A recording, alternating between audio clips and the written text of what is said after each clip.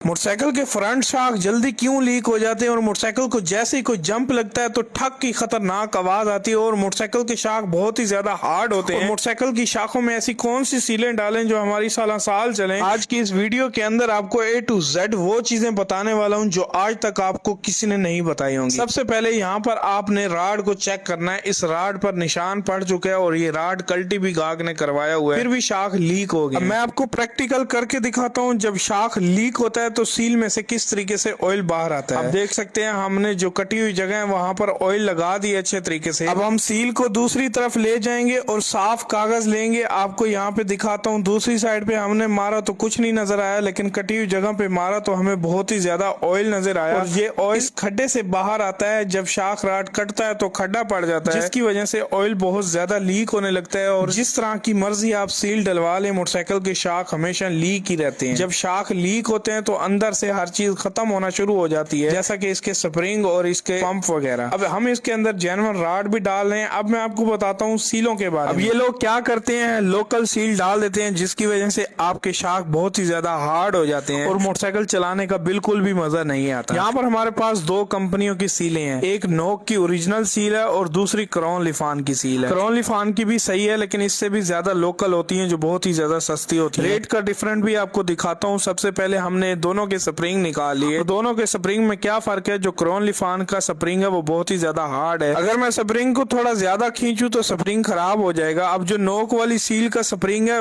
एक तो वो साइज में थोड़ा छोटा है और दूसरा लचकदार है। पता लगता है कि जब वापसी हम छोड़ते हैं तो वापसी खिंचाव देता है। अब क्रॉन लिफान की सील 30 रुपए की या 40 रुपए की देखने को मिल जाएगी और नोक की जो ओरिजिनल सील है वो आपको 150 की देखने को मिलेगी। ये था सीलों का डिफरेंस। मैं आपको वो चीज बताता हूँ जो आज तक आपको किसी ने नहीं बताई होगी, जिसकी वजह से बहुत ही ज्यादा शाख लीक होते हैं। जैसा कि आप देख रहे हैं मेरे हाथ में पंप है। पंप के ऊपर एक रिंग लगता है। ये रिंग और पंप इस तरह काम करता है जैसे सिलेंडर के अंदर पिस्टन डाले, रिंग के बगैर और रिंग डाल के। तो उसमें क्या डिफरेंट होता है आप समझ सकते हैं। तो इसी तरीके से हमने जब इसके अंदर बगैर रिंग वाला पंप डाला तो भाग के नीचे जाता है और नीचे से निकल आता है। तो इसके अंदर बहुत ही ज्यादा लूज होता है। जैसे ही हम रिंग वाला पंप इसके अंदर डालते हैं तो ये आसानी से नीचे नहीं आता और इसके अंदर थोड़ी सी हार्डनेस आ जाती है। अब इस हार्डनेस का क्या फायदा होता है, एक तो मोबाइल का प्रेशर इतना नहीं बनता कि जो सील के ऊपर दबाव दे और मोटरसाइकिल के शाख नीचे बैठ जाए और सारा ऑयल जो है स्प्रिंग के ऊपर आ जाए। तो इस वजह से इस रिंग को लगाया जाता है, जिसकी वजह से मोटरसाइकिल के शाख बेहतरीन बनते हैं, लचकदार होते हैं। इसीलिए पंप के ऊपर रिंग लगाना बहुत ही ज्यादा जरूरी होती है। अब मैं आपको बताता हूँ शाख ठक ठक की आवाज क्यों देते हैं। पंप के अंदर जो स्प्रिंग डलता है ना, असल में इसका मसला होता है। ये स्प्रिंग देख सकते हैं बहुत ही ज्यादा नरम है, जिसकी वजह से शाख जब वापसी आता है तो बहुत ही बुरी आवाज देता है। आपने एक हार्ड वाला स्प्रिंग लगाना है अपनी मोटरसाइकिल के शाख के अंदर, पंप वाला, तो इंशाल्लाह आवाज आपकी खत्म हो जाएगी। बहुत ही जरूरी बात, आपके जितने भी सवाल हों शाखों के मुतालिक वीडियो पर कमेंट कर दें। इंशाल्लाह जो दूसरा पार्ट आएगा सुबह, उसके अंदर हम आपके सवालों के जवाब भी देंगे और साथ साथ आपको ये भी बताएंगे शाख के अंदर कितना ऑयल डालते हैं और शाख की हवा को कैसे निकालते हैं, शाख को नरम किस तरीके से बनाते हैं और शाख सील सही फिट करने का असल तरीका कार क्या होता है। इसलिए लाइक और फॉलो जरूर कीजिए।